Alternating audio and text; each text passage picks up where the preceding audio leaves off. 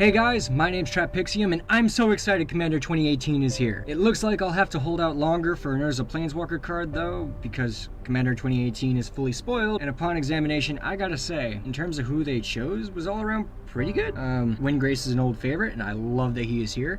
Seeing Saheeli back is a bit of a shock, but it's cool to see Kaladesh get some representation. And then we have Estrid and Aminato. I don't ever recall seeing these two, and then after further research, I came to the conclusion they were made for the set. An interesting choice considering the set's motif. In fact, I think Wizards dropped the ball here. It's kind of an odd choice to make a set about signature strategy and then include two new planeswalkers in the mix. Alright, so let me explain from the beginning. In order to have a signature strategy, you need to have been around for a while. Windgrace does that seamlessly, as the Panther King of Urborg has been around since Invasion as one of the 9 Titans and has been around for 18 years. Saheeli Rai is a fairly new planeswalker, unveiled at Kaladesh just 2 years ago, but has also developed an interesting deviation from the normal Is It card. Instead of focusing on spell slinging and storming off, Saheeli just pumps out artifacts. So Saheeli passes barely based on the fact that she isn't a normal Is It walker. But now Estrid and Aminato have no prior mentions in the lore up to this point. They've never appeared in block and have never been featured prior to now. We don't know where they're from and don't even know how they got their sparks. Last time a Planeswalker set came out was 2013 and they were very well received, more so than this year's release, and I believe that has something to do with the cognitive dissonance that 2018 has. And with good reason. First reason being the obvious synergy between them, but considering most of the precons usually play well together, except for 2018 in this case, because for whatever reason Estrid somehow usually wins. Second being familiarity. Close your eyes. Tell me, do these names sound familiar? Teferi, Nahiri, Obnixilis, Freyalise, Duretti. Each of those characters has their own backstory prior to their appearance in C13. Teferi's been around for years, same for Freyalise. Nahiri's only been around since Zendikar, and same thing for Obnixilis. Out of all of the original walkers, Duretti is the newest and has only been around since Conspiracy, but you get my point. We know these guys. They were either around for a while or we are about to know them fairly well. Why does this matter? Because tell me, viewer of this video, John, Jenny, Jordan, Jackson, Jake, Joyce, Franny, whatever your name is, who do you identify with more? The card that represents a character with a long,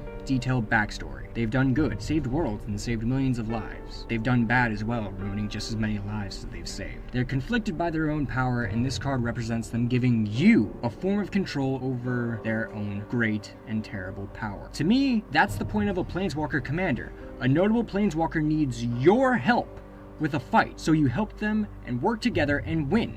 It's a partnership more than anything else. My connection to Xenagos isn't as complex.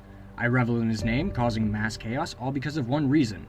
I can. You don't work with the Scarab God, you serve the Scarab God. You don't work with a creature, avatar, or god. You serve them. We are planeswalkers working for creatures without sparks. When you get to have a commander who is a planeswalker, it's like a team-up. You're Scooby-Doo teaming up with Batman. Who is your Batman? A new planeswalker named Estrid. Okay, has she done anything? Nothing. Okay, any amazing exploits? Nope. Okay, what can she do?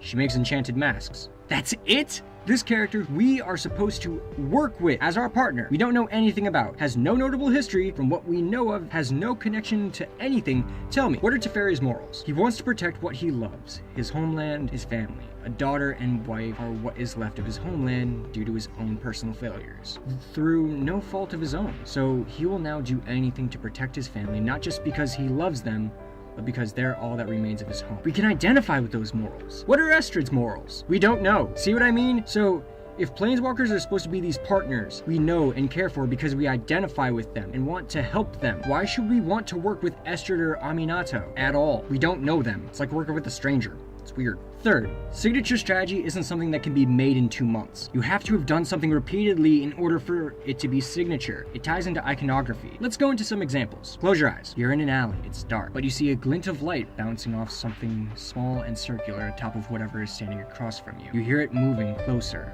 Loud boots hitting the ground with a methodical stomping. It's angry. It draws closer to the light. You see something. It's a crimson boot. Attached to that boot is armor. that looks vaguely familiar. Plate mail, but something more mechanical. You hear a scream and the sound of flames erupting as you finally catch a look at the creature's head. Flames dance upon her hair and fire glows in her eyes. It's Chandra Nalar. Okay, you should have figured out who I was describing and what was going to happen next. Chandra is known for her bursts of anger and turning and burning everything in her path. That's iconic. Her signature strategy, in the case of iconography, knowing isn't just half the battle, it is the battle. It's something unique, something well known and beloved. We know that's what Chandra does, because it's different from something Koth, Sarkhan, or any other red planeswalker would do. So let's go back to our grand example, Teferi. Teferi's strategy would be simple. He manipulates time around him to his advantage.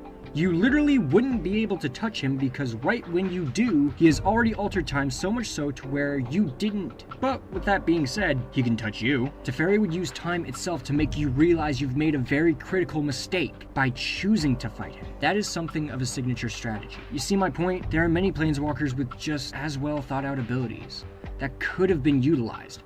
Imagine the possibilities if WotC had just opened their back catalog of planeswalkers and non-planeswalkers. The possibilities! I won't get into them here, but just watch the last Commander 2018 video for reference. They didn't need to make another 2 planeswalkers for a set dedicated to signature strategy, when Wizards could have easily opened the vaults and gave us planeswalkers who haven't gotten cards yet. I can't help but feel Aminato and Estrid are either here because yes, they'll appear after Ravnica, or we will never see these 2 in another set other than this one time. If it's the latter, then yes, I'm going to be very angry in the end, because that means I just gave investment to 2 random planeswalkers who were just here to fill a slot and leave. I'm not a fan of one-off planeswalkers. If you're going to give a character a spark just to remind the player, hey, don't forget other beings have sparks too, just to have them disappear, then you are convoluting your point and undermining your characters just to introduce the point that there are innumerable planeswalkers. So if there are as many planeswalkers as you say there are wizards, why are some of them not even important in lore? How is Ashiok needed? Why should we care about him? I don't understand why you add them to the worlds. It's for flavor primarily, it's a rhetorical question. But bear in mind how powerful a spark is. According to you wizards, it's the strongest thing in the multiverse. So why does it seem like the beings who have them are either inept, pathetic, or just have nothing to them? Ashiok just wants to haunt dreams and give people nightmares. We know that he harvests nightmares, but we have no scope as to how this is important to anything going on in Theros. Because you didn't explain why. All we see is Phoenix and Ashiok agreeing to work together to cause never-ending nightmares on Theros, which, might I add, is incredibly short-sighted for a planeswalker. Why just have Theros when you can have the multiverse? Also, what does this have to do with Elspeth?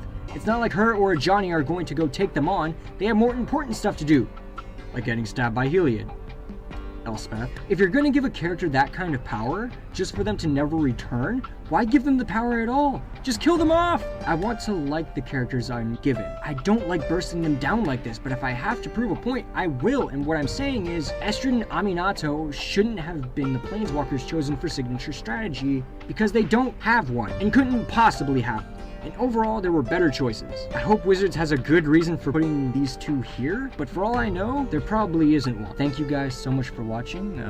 Feel free to comment, like, and subscribe. We just hit 100 subs, and I couldn't possibly be more hyped. So I wanted to just say thank you. I wanted to ask you, what should I call you all? Feel free to join the Discord and tell me what you think. Follow me on Twitter.